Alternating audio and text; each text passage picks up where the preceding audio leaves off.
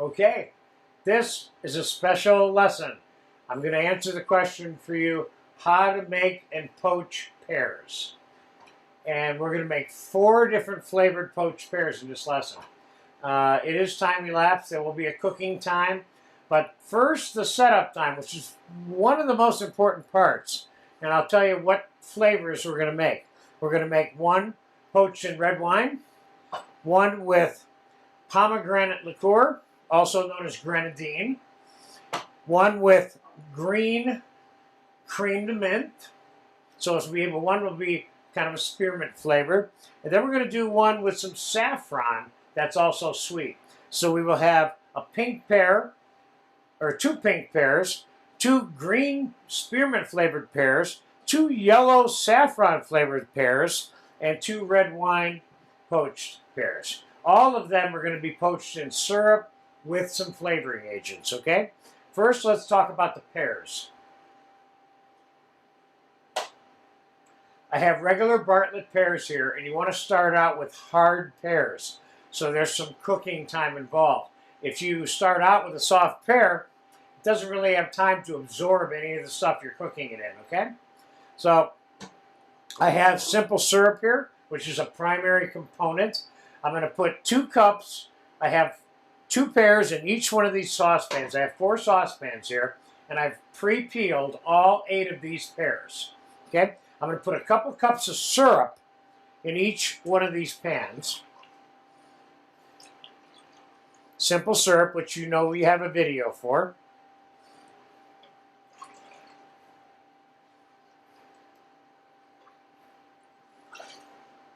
And I'm not satisfied that I have enough, of course, so I'm going to add some more sugar and some more water to these. Now you can add syrup to it, or you can just make the syrup at the same time that you're poaching the pears. And we're going to do a combination of 2 because I had some simple syrup on hand, but I also have sugar and water here, which I'm going to add to it. So let's begin by putting the primary component flavors on top of these first. So we have 2 that we're going to use for red wine.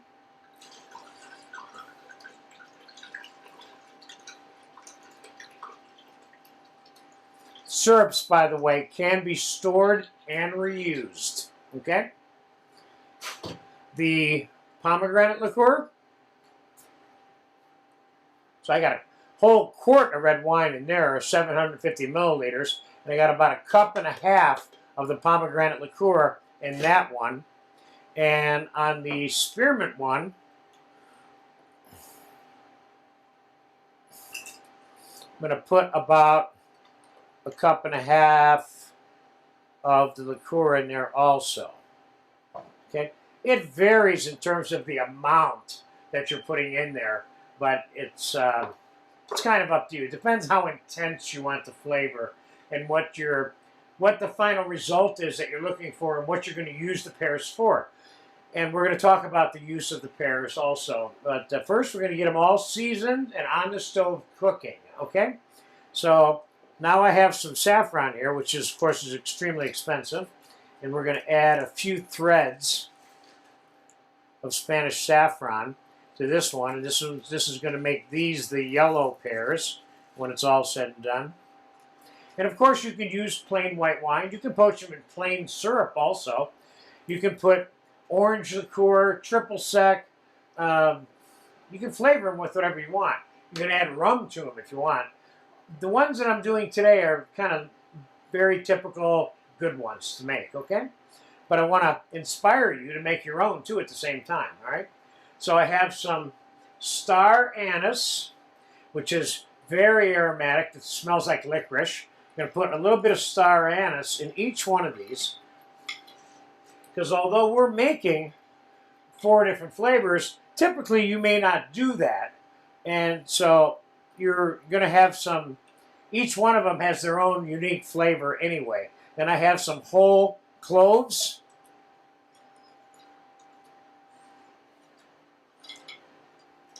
And I have 2 or 3 cinnamon sticks for each one of these. Now, we have the primary ingredients in these 4 saucepans. And now we're going to add more sugar, another 1.5 to 2 cups of sugar to each one of these. And then we're going to top them off with water. So what we're doing is we're making simple syrup at the same time here.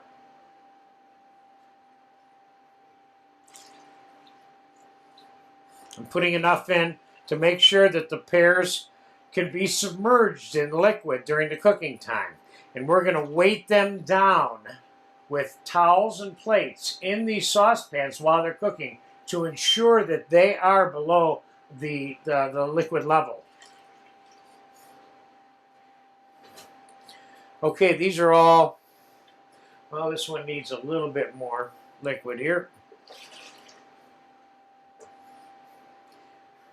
All right, now I'm going to put a towel on top of each one of these pears, sets of pears. That will also ensure that there's the poaching liquid moisture making direct contact with the pear the entire time. So you don't have one part of the pear that has more color or flavor than another part. This also will help you trap the heat just a little bit during the cooking process. What you don't want is you don't want to overcook your pears. Now, if Richard, if you can zoom in down here, you see you have a red pot. You have a yellow pot. This is already turning yellow from the saffron. You have a very green pot here. And then you have your red wine pot. They all look good. Now I'm going to put a plate on the top of each one of these to make sure that they, that plate's a little too big for that one, to make sure that they stay submerged. That one needs a little more water. There we go. And this one needs a little more water. Okay, now I'm going to put these all on the burners on the stove at a very low temperature. These are going to be cooked low, and we're going to monitor them, okay?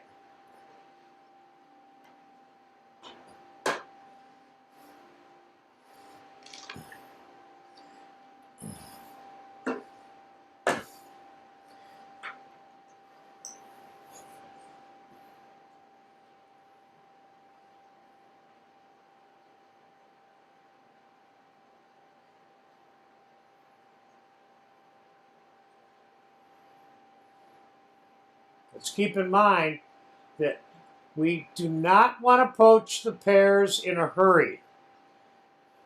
What happens is you cook the pear too fast or too much, or both of those things, and the pear gets mushy. You want to cook it very slow. I guess you can think about it in terms of like cooking a roast or a prime rib. You want it to be one temperature all the way through the pear. You don't want the outside of the pear being really, really hot before the inside gets hot, okay? Now the insides of these pears are all going to remain with their natural color. It's the outside perimeter of the pears that's going to change, okay? So this is probably going to take half an hour, 45 minutes to an hour, depending on how high I keep them, and basically that, you know, depending on what temperature I have them in and how often I open them up and move them around and see how much cooking time more they need, etc. Okay? So I'll be back in 15-20 minutes as they're cooking and bring you up to speed, okay? Whoa, I've never put the oranges and the lemons in there. They're sitting right in front of me and I forgot.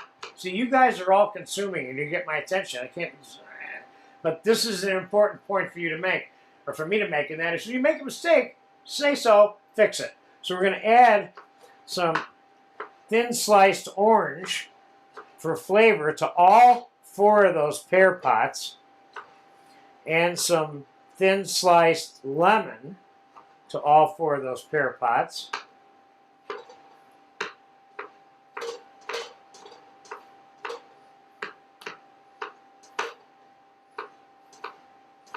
And they've only been on for 60 seconds, so we're not missing out on anything here. Let me get these in here. Orange, orange, orange, orange, lemon, lemon, lemon, lemon, lemon, Lemon, lemon, lemon, lemon.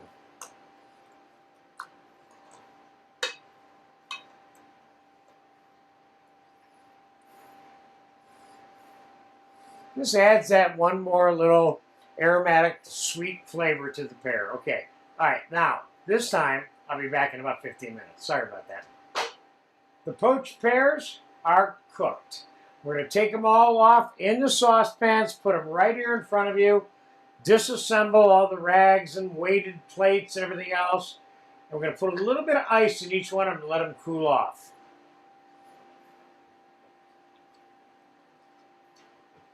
Red wine,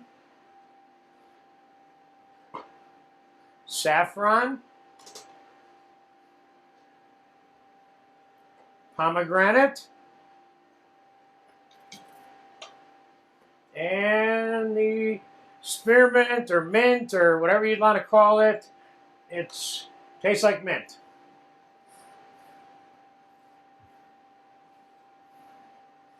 Okay, first, let's get these plates out of here.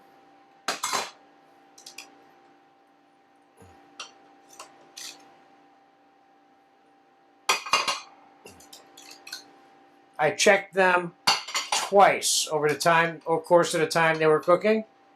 Just checked them a couple minutes ago and they're all just done. Now let's get these rags out of here.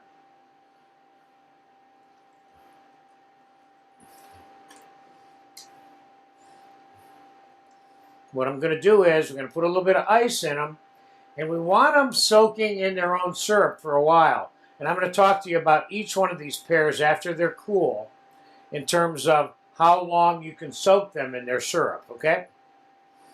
But first we're going to get them off the fire here. Can you get a shot down at these now? Can you get in there? Yeah. Okay, nice.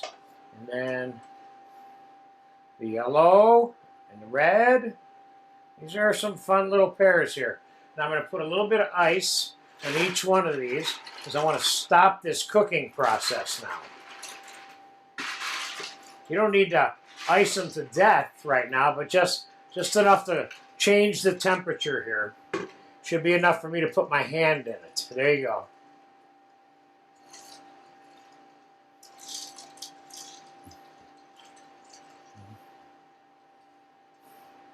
Okay, so what we're going to do now is we're going to let these sit on this table and cool. Then we're going to pull them off and we're going to slice into one of each of these so you can get a feeling for what they look like.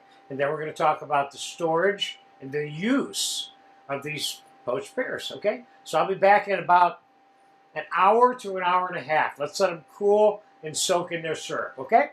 And then we'll do some playing. Okay, the pears are all cooled off. And what I'm going to do before we start manipulating the use of these pears and me putting one on a plate for you is I want to store them in the refrigerator for a few hours or overnight so they have a chance to absorb a little bit more of the flavor and the color of each one of these individual concoctions that we have here, okay?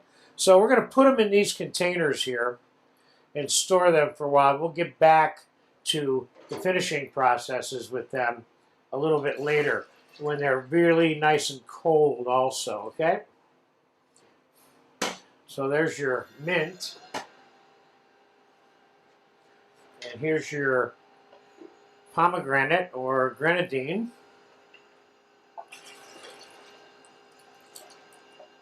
Syrup smells so nice too, with that anise in it and everything else. And here's your saffron. So you got yellow pears here now.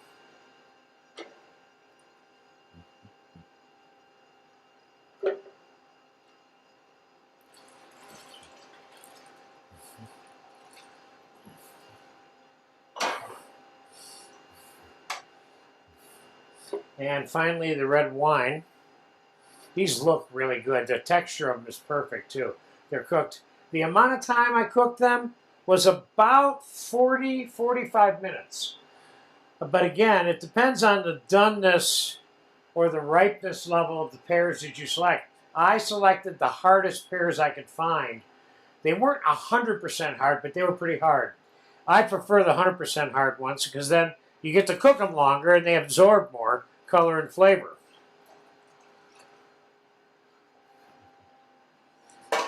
Okay, there you go. I'm going to plastic wrap these and put them in the fridge, and we'll come back to the poached pears and do a completion of a pear on a plate, and then we'll be using these pears throughout different lessons in this class, in this dessert class anyway, and so you might have to watch some more videos to see the use of some of them, but we'll do one whole one for you when we bring this back out next, okay?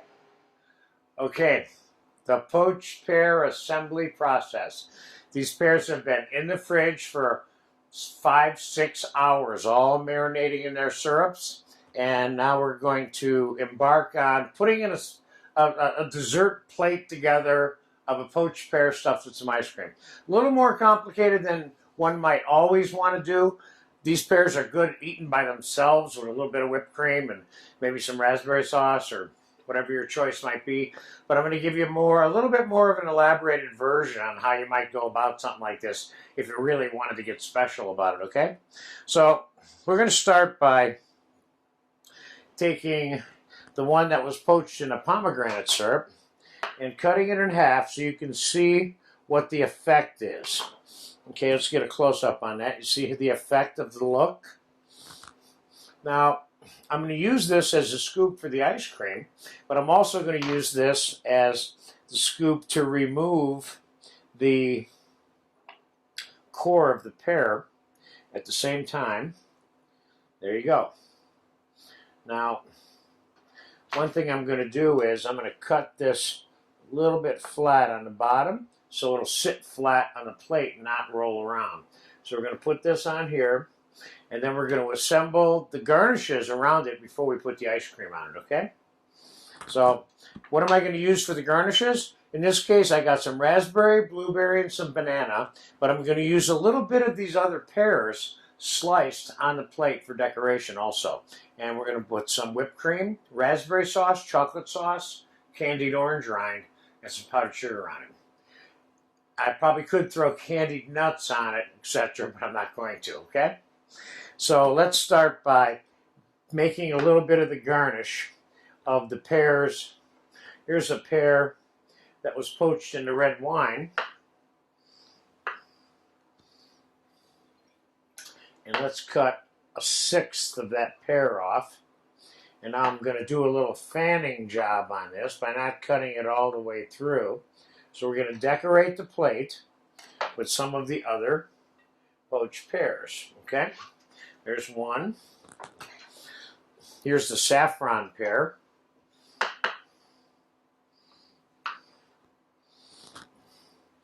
Again, I'll take 1/6 of the pear.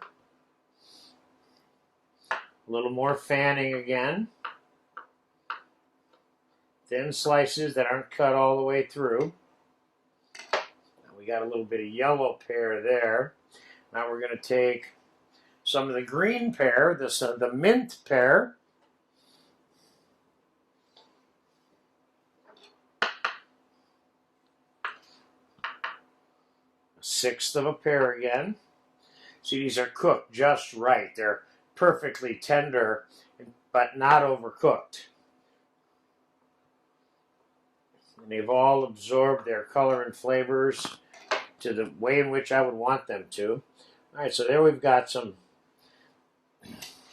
stuffed pears. Now, let's put, how do we want to do this? Let's put a pool of the chocolate sauce.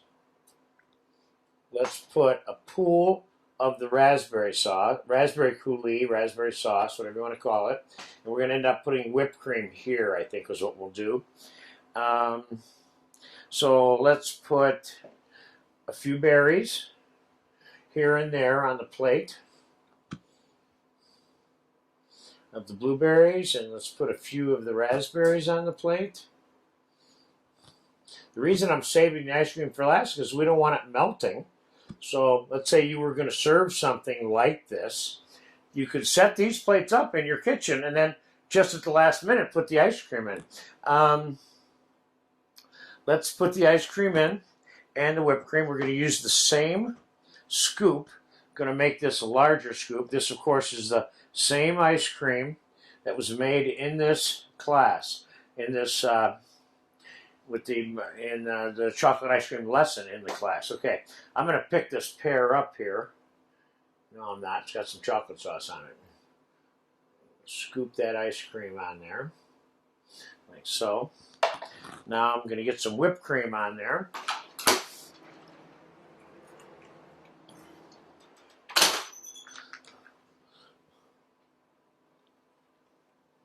Got to have some of that. Then I have a little bit of candied orange rind here. I'm going to put a couple of pieces up here, just for fun. And I have a little bit of nutmeg here. And I still have a little bit of banana to put on here too. Let's grate, with the zester I'm using here, let's just grate a little bit of nutmeg on this plate. Don't get carried away with it, of course. Nutmeg is very strong. Let's finalize this off with a little bit of banana.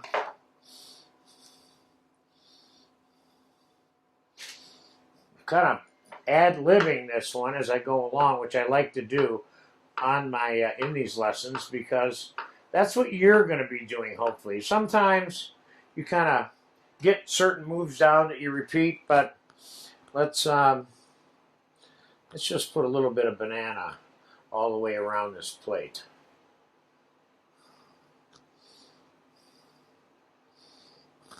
Kind of evenly spaced out on the plate. Now you're starting to get something that's really getting kind of baroque and decorated. Let's hit it with a little bit of powdered sugar. Now you got a special poached pear dish right there. Again, a little bit fancy, but just give you an idea of one or two different approaches that you might want to take when you're playing around with this. Remember, the poached pears all by themselves are really good. They're great holiday items, particularly when you have these amount of colors and different flavors. Certainly could serve them in one bowl with fruits and things like that. So there you have it. There's a plated poached pear dish with 4 different kinds of poached pears. Enjoy that, have fun, and keep this one in your repertoire. This is kind of moderately caloric, fresh, fruity. This is has the illusion of health in it. And to the greatest extent, it's fairly true. Go on ahead and enjoy that. Thank you.